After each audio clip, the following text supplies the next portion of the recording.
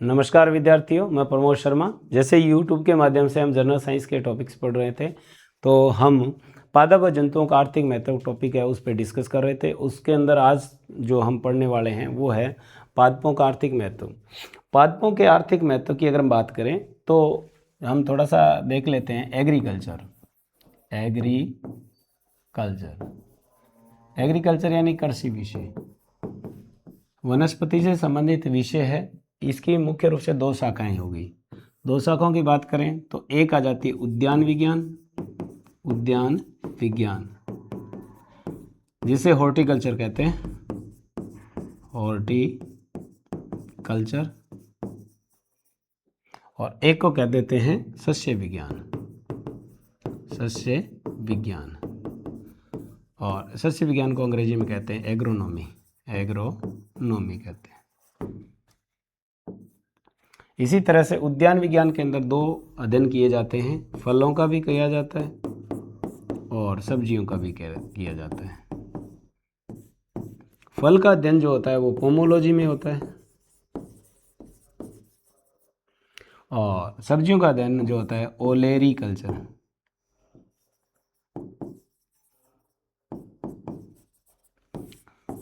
तो कहने का मतलब ये हुआ कि हम पादप जब आप पढ़ेंगे तो फसलें जो है वो पढ़ेंगे, सब्जियां पढ़ेंगे और फल पढ़ेंगे। यहाँ से स्टार्ट करते हैं। तो सबसे पहले अगर हम बात करें इनमें, तो हम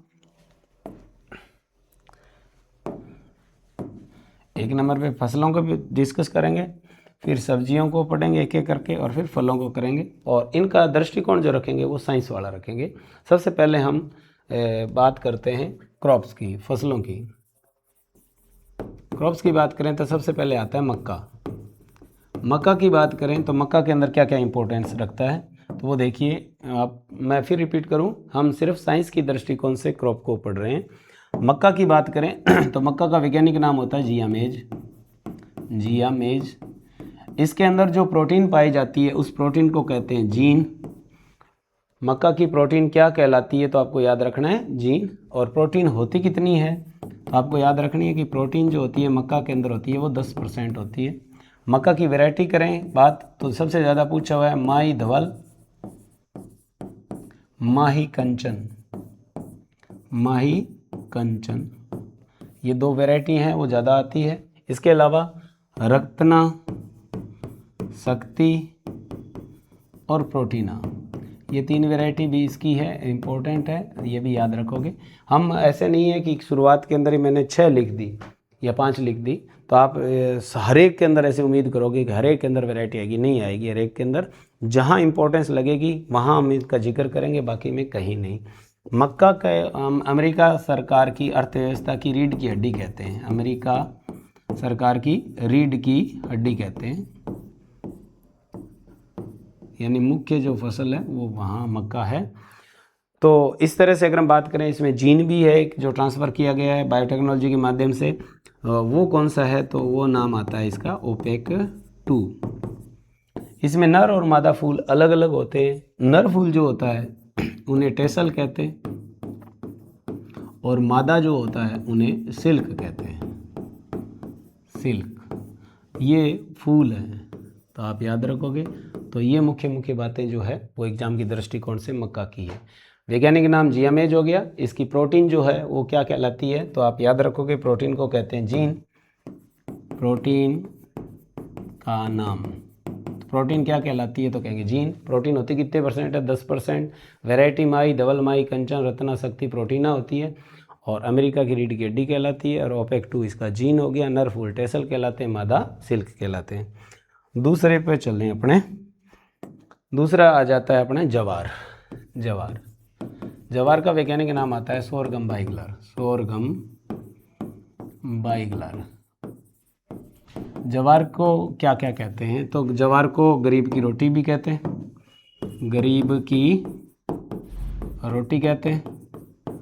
और इसे कैमल क्रॉप भी कहते हैं, कैमल क्रॉप। अधिक खाने से जवार के दाने का आटा जो है वो अधिक खाने से एक रोग हो जाता है जिसका नाम है पेलाग्रा। ये भी याद रखोगे। अधिक ज्वार खाने से कौन सा रोग होता है, तो याद रखना पेलाग्रा रोग होता है। इसके अलावा ज्वार की बात करें तो ज्वार के अंदर कच्ची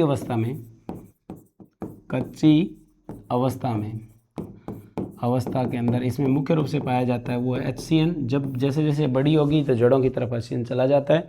कच्ची अवस्था में खाली पेट अगर पशु को खूब सारा खिला दिया जाए तो पशु की क्या हो जाती है, मौत हो जाती है। ये भी याद रखोगे आप। ज्वार को गरीब की रोटी कहते हैं और कैमल क्रॉप कहते हैं, क्योंकि पानी के अभाव में अपनी वृद्धि है वो रोक लेती है। पानी जब दोबारा शुरू करते हैं तो फिर वृद्धि फिर पुनः शुरू हो जाती है। इसी तरह से अगली क्रॉप देखें हम। अगली क्रॉप की बात करें तो बाजरा। बाजरे को वैज्ञानिक नाम है पेनिसिटियम टाइफोइडम। पेनिसिटियम टाइफोइडम या इसे ग्लूकोम भी बोलते हैं, पेनिसिटियम ग्लूकोम भी बोल देते हैं बाजरे को। राजस्थान की मुख्य खाद्यान्न फसल है। अगर आपसे पूछ ले कि भारत की कौन सी है, तो भारत की जो है आ जाती है मुख्य खाद्यान्न फसल जो है वो आ जाती है धान। और विश्व की अगर हम आपसे पूछ ले मुख्य खाद्यान्न फसल है तो आ जाती है गेहूँ। इसी तरह से मैं साथ में बता दूं कि मुख्य खाद्य तेल, तो इसमें भी आप ध्यान रखोगे मुख्य खाद्य तेल। विश्व के अंदर मुख्य रूप से खाद्य का तेल जो है वो है सोयाबीन। विश्व के अंदर भारत की बात करें तो भारत में मुख्य खाद्यान्न तेल है वो है मूंगफली का तेल, मूंगफली का। और राजस्थान की बात करें तो राजस्थान का मुख्य खाद्यान्न तेल है वो है सरसों।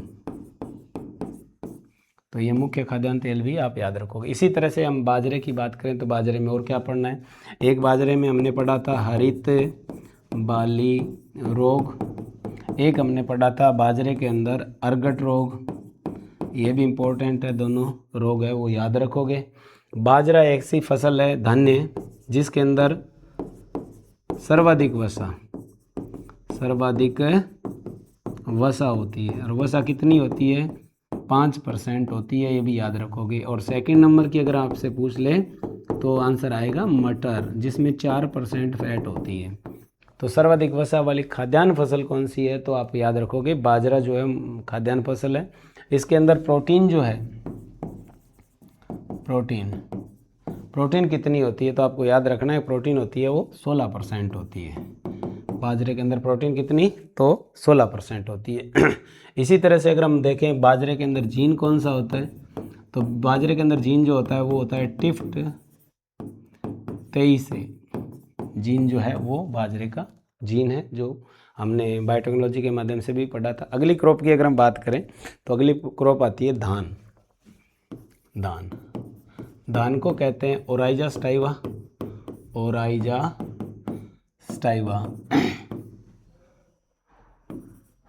कहते हैं।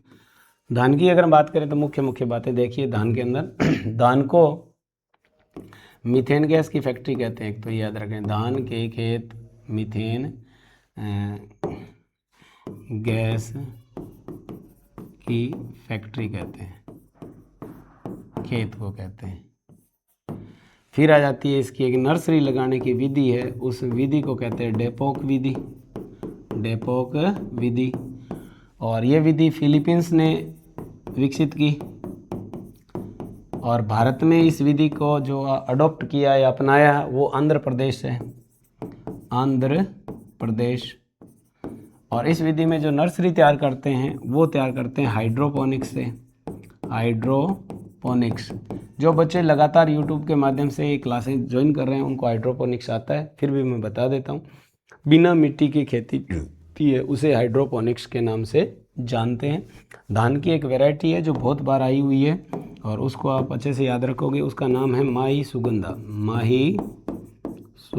अभी हम दो लिख के आए, अब माही धवल और माही कंचन मक्का की है, माही सुगंधा जो है वो धान की वैरायटी है। इसी तरह से धान के अंदर अगर हम बात करें तो उर्वरक के रूप में इस्तेमाल होता है वो होता है एजोला। और एजोला क्या है ये भी प्रश्न आया हुआ है। एजोला होता है समुद्री घास यानी फर्न होता है, तो ये भी याद रखोगे। एजोला का प्रयोग किस में किया जाता है, तो धान में किया जाता है। और एजोला है क्या चीज़, तो एजोला जो है वो एक फर्न है। और भारत की मुख्य खाद्यान्न फसल है। भारत की मुख्य खाद्यान्न फसल है वो कौन सी है? तो आपको याद होना चाहिए धान जो है वो भारत की मुख्य खाद्यान्न फसल है। थोड़ा सा फास्ट करेंगे हम, तो आपको इसको रिवाइज करके वैसे देख सकते हो। मुख्य मुख्य फैक्ट मैं आपको करा रहा हूँ, क्योंकि टॉपिक बड़ा है, ज़्यादा बड़ा वीडियो हो जाता है ना, तो बच्चे इंटरेस्ट लेना कम कर देते हैं। मैं चाहता हूँ कि टॉपिक जो है वो पूरा प्रॉपर आपको कंप्लीट मिले, और उसको आप बार बार धक्के से देखना पड़े चाहे आपको उसको। तो टॉपिक आपका कम से कम है एग्ज़ाम क्रैक करने के लिए पूरा देखना ज़रूरी होता है। तो मैंने शॉर्ट एंड स्वीट टॉपिक के अंदर कोई चीज़ नहीं छोड़ूंगा, परंतु आपको इसको 2 बार कम से कम देखना पड़ेगा, क्योंकि कई बच्चों के लिए एकदम से नया है। तो धान के अंदर ओराइजा स्टाइवा वैज्ञानिक नाम हो गया, मीथेन गैस की फैक्ट्री कहते हैं, नर्सरी डेपोक विधि की है, फिलीपींस ने पैदा की या इसका आविष्कार किया, और आंध्र प्रदेश ने अडॉप्ट किया। हाइड्रोपोनिक्स मेथड से इसमें पौध तैयार की जाती है, और इसका माई सुगंधा जो है वो एक वैरायटी है। एजोला इसमें उर्वरक के रूप में इस्तेमाल होता है। वो एजोला जो है वो एक फर्न है, भारत की मुख्य खाद्यान्न फसल है। इसका जो जीन है धान का, वो जीन है DG वो जीन ये इस्तेमाल हुआ है बायोटेक्नोलॉजी में। 5 जीन है, हमने 3 का तो जिक्र कर दिया लगभग। धान हमारा कंप्लीट हुआ। इसके बाद में आ जाता है अगला गेहूँ। गेहूं की अगर हम बात करें तो गेहूं का वैज्ञानिक नाम होता है ट्रिटिकम एस्टाइवम। ट्रिटिकम एस्टाइवम। इसकी रोटी स्वादिष्ट होती है। स्वादिष्ट रोटी का कारण जो होता है, या फूलने का कारण जो होता है वो ग्लूटीन प्रोटीन होता है। ग्लूटीन प्रोटीन होता है। हरित क्रांति की मुख्य फसल होती है ये 1966-67 के अंदर, 66-67 के अंदर आई थी हरित क्रांति, और उसकी ये मुख्य फसल है। उस टाइम में वैरायटी आई थी इसकी 2, वो आई थी, एक तो सोनारा 63 और एक आई थी सोनारा 64। ये 2 वैरायटी आई थी, ये भी आप याद रखोगे। और गेहूं के अंदर अगर हम रोग की बात करें तो रस्ट लगता है इसके अंदर, और रस्ट जो है अलग अलग कलर का है, जैसे एक ब्लैक है,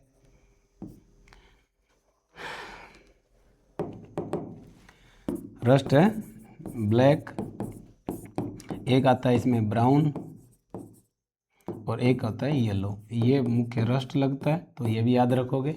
रस्ट को रोली रोग भी बोलते हैं। और गेहूं की अगर हम बात करें तो अन्न का कटोरा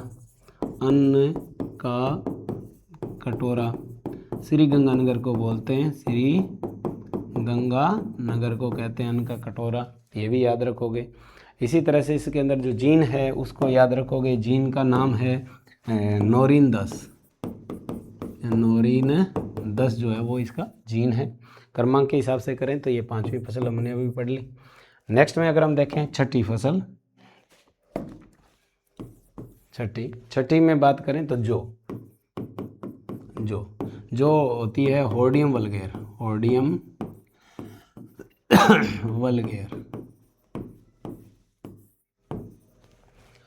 एक्चुअल में ये तो मेरा सब्जेक्ट रहा हुआ है एग्रीकल्चर, तो अभी मैंने यूँ कह सकते हैं कि ईश्वरीय कृपा से AAO जो है उसका इंटरव्यू क्रैक किया है अभी, और उसका रिजल्ट जो है बाकी है। तो इसमें तो मैं वैसे ही कोशिश करूँगा कि कोई चीज़ है वो रहे नहीं बाकी, और फिर भी आपको इसमें ये प्रयास करना है कि इसको 2 से 3 बार जो है वो रिवाइज करना है।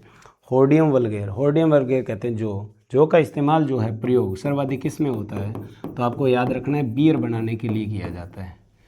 इसका सर्वाधिक इस्तेमाल जो है वो किस में होता है, बियर। और ये बियर के लिए ऑस्ट्रेलिया से एक वैरायटी मंगाई थी, ऑस्ट्रेलिया से किस्म मंगाई थी, उसका नाम है क्लिपर। कौन सी वैरायटी है, क्लिपर। इसकी जड़ों के अंदर ज़्यादातर नेमेटोड लगते हैं,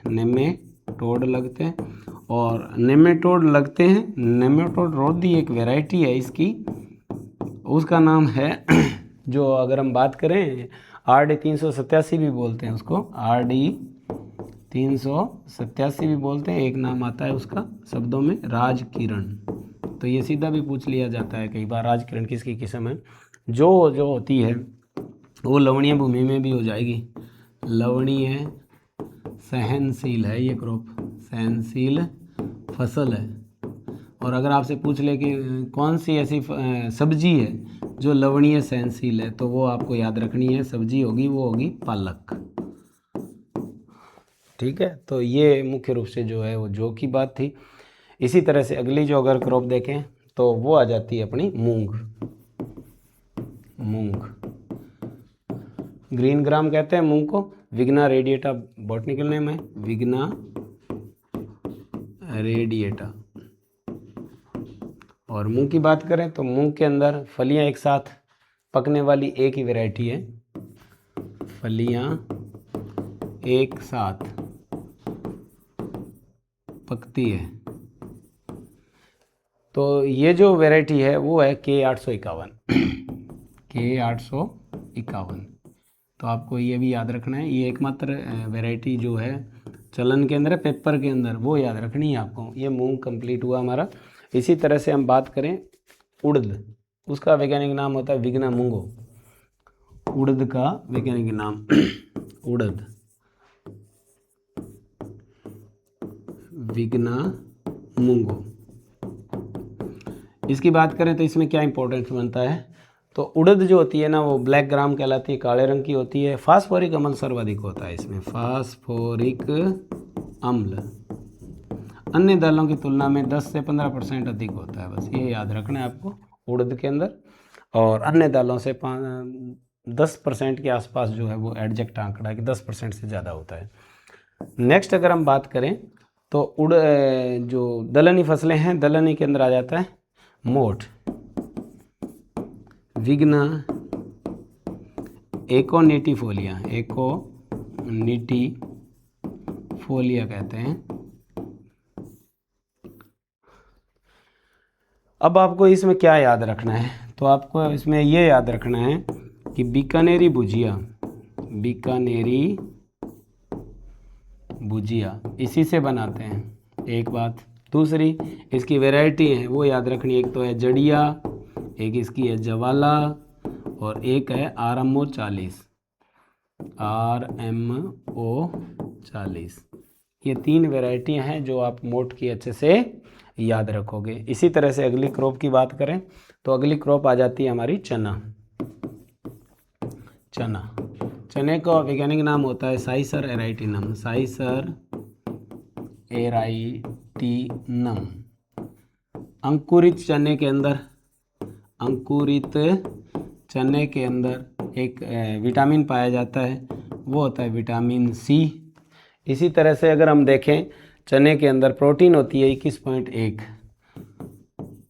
प्रोटीन कितनी होती है तो कहेंगे 21.1% प्रोटीन पाई जाती है। चने के अंदर एक मुख्य क्रिया करते हैं उसका नाम है नीपिंग।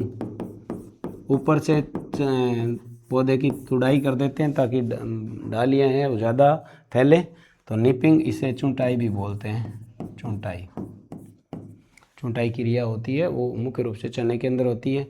और चने की खास बात करें तो चने के अंदर पत्तियों में खटास होता है, पत्तियों में खटास, और ये खटास जो होता है मेलिक या ऑक्जेलिक अम्ल के कारण होता है, ऑक्जेलिक अम्ल के कारण पाया जाता है। ये चने की जो पत्तियां हैं वो खारी खटास वाली क्यों होती है।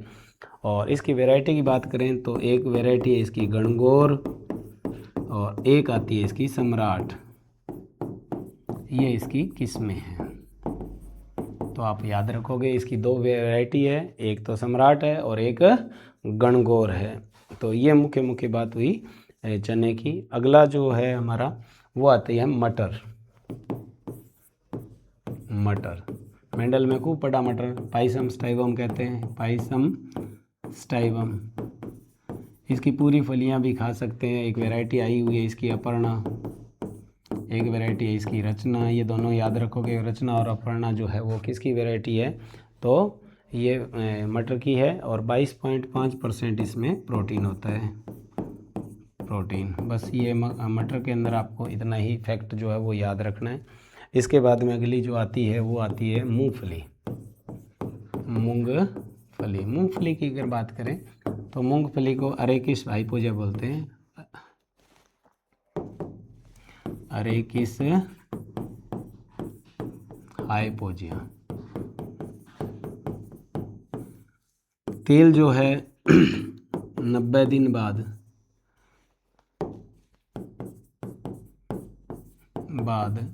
खराब हो जाता है। और क्यों हो जाता है, तो आपको उत्तर अगर पूछा जाए ऐसे, तो ऑक्सीकरण के कारण खराब हो जाता है। इसके तेल का क्या हो जाता है, ऑक्सीकरण हो जाता है। और प्रोटीन की बात करें तो इसमें प्रोटीन पाई जाती है वो 26% है। प्रोटीन है 26% पाई जाती है। इसकी खली के अंदर जो है नाइट्रोजन होती है वो पाई जाती है 7 से 8% में। नाइट्रोजन कितनी होती है, 7 से 8% होती है। और इसके तेल में विटामिन ई पाया जाता है, ये भी याद रखोगे, ये इंपॉर्टेंट ज़्यादा है। कई बार क्या होता है, मूंगफली खाली होती है, वो क्यों होती है, पोड बोलते हैं फली को, पोड खाली किसके कारण रह जाती है, तो पोड खाली रह जाती है वो कैल्शियम की वजह से है, पोड खाली रह जाती है। और मुख्य रूप से अगर हम बात करें तो मूंगफली के अंदर इतने ही फैक्ट आते हैं। तो मूंगफली की बात करें तो अरेकिस हाइपोजिया बोलते हैं। 90 दिन बाद में इसका तेल है वो ख़राब हो जाता है। ऑक्सीकरण के कारण प्रोटीन 26% है। खली में नाइट्रोजन जो है वो 7 से 8% पाई जाती है। और तेल में विटामिन ए पाया जाता है, यानी विटामिन ए का अच्छा स्रोत है। और पोड खाली रहने का कारण जो है वो कैल्शियम है, कैल्शियम की कमी से जो है मूंगफली जो है वो भारत का मुख्य खाद्यान्न तेल है ही, ये हमने बात करी ली।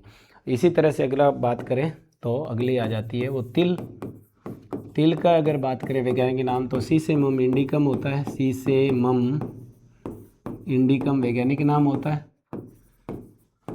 और बात करें इसके अंदर तेल की मात्रा, तो तेल की मात्रा जो है वो लगभग 50% के आसपास पाई जाती है, 50% होती है और सर्वाधिक होती है अगर आपसे पूछे ना।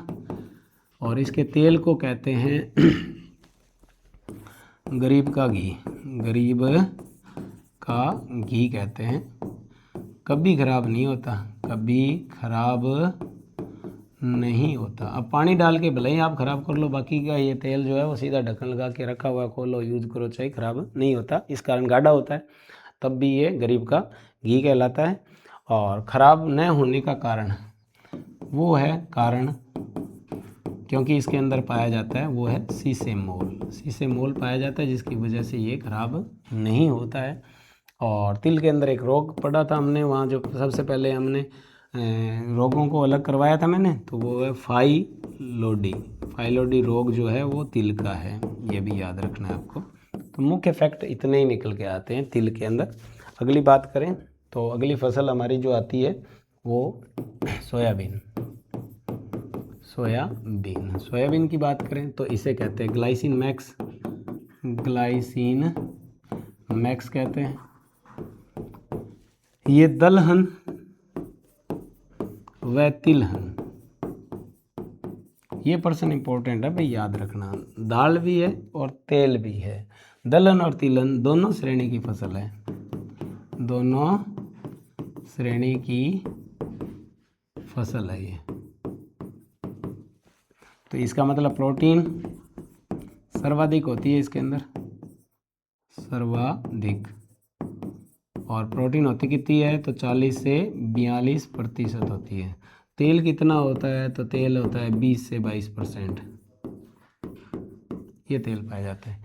लेग हीमोग्लोबिन जड़ों में पाया जाता है, लेग हीमोग्लोबिन जड़ों में। तो क्या कारण, फिर इससे क्या प्रभाव दिखेगा, तो रक्ताब बादामी हो जाती है, रक्ताब बादामी। तो सोयाबीन की जड़ें रक्ताब बादामी होती है, किसके कारण होती है, तो कहेंगे लेग हीमोग्लोबिन के कारण जो है वो इसकी जड़ें जो है वो बादामी रंग की होती है। ये मुख्य रूप से थी सोयाबीन की। अब अगले बात करें तो अगली फसल आती है अपनी सरसों को कहते हैं ब्रेसिका कैम्पेस्ट्रिस,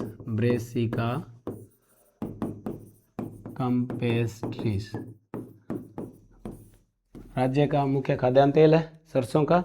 और सेवर भरतपुर में राष्ट्रीय सरसों अनुसंधान केंद्र है, राष्ट्रीय सरसों अनुसंधान केंद्र राष्ट्रीय सरसों अनुसंधान केंद्र कहाँ है, तो कहेंगे सेवर। सेवर कहाँ है, कईयों को नहीं ध्यान होगा तो मैं बता देता हूँ, भरतपुर के अंदर है।